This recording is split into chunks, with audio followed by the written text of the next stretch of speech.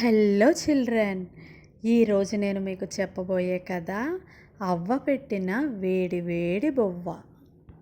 పూర్వం కొంతల రాజ్యాన్ని సురేంద్రుడు అనే రాజు పరిపాలించేవాడు.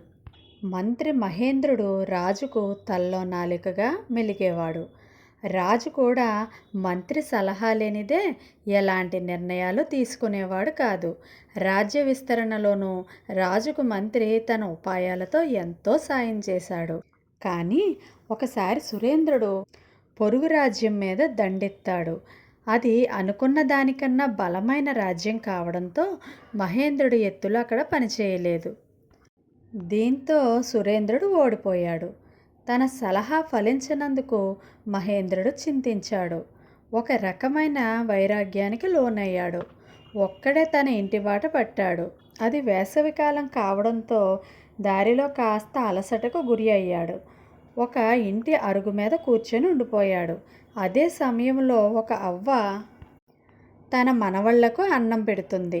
ఇంతలో ఒక మనవడు పెద్దగా కేక పెట్టాడు. ఏమైందంటూ కంగారుగా వచ్చింది అవ్వ. అన్నంలో చెయ్యి పెట్టాను, కాలింది అని చెప్పాడు అబ్బాయి. నీ తెలివి తెల్లారినట్టే ఉంది. నేరుగా అన్నం మధ్యలో ఎవరైనా చెయ్యి పెడతారా? నెమ్మదిగా ఉఫ్ ఉఫ్ అని ఊదుకుంటూ పక్క నుంచి తింటూ వెళ్ళాలి. కానీ నువ్వేం చేసావు? నేరుగా అన్నం మధ్యలోనే చేయి పెట్టేశావు. అందువల్ల నీ చేయి కాలిపోయింది అని హెచ్చరించింది. అది విన్న మహేంద్రకు తాను చేసిన పొరపాటు ఏమిటో అర్థమైంది. ఆ తర్వాత కొన్ని రోజులు విరామం తీసుకొని రాజును మళ్ళీ దండయాత్ర చేయమన్నాడు. కానీ ఈసారి నేరుగా పెద్ద రాజ్యం మీద కాకుండా చుట్టుపక్కల ఉండే దాని సామంత రాజ్యాల మీద దండెత్తమన్నాడు.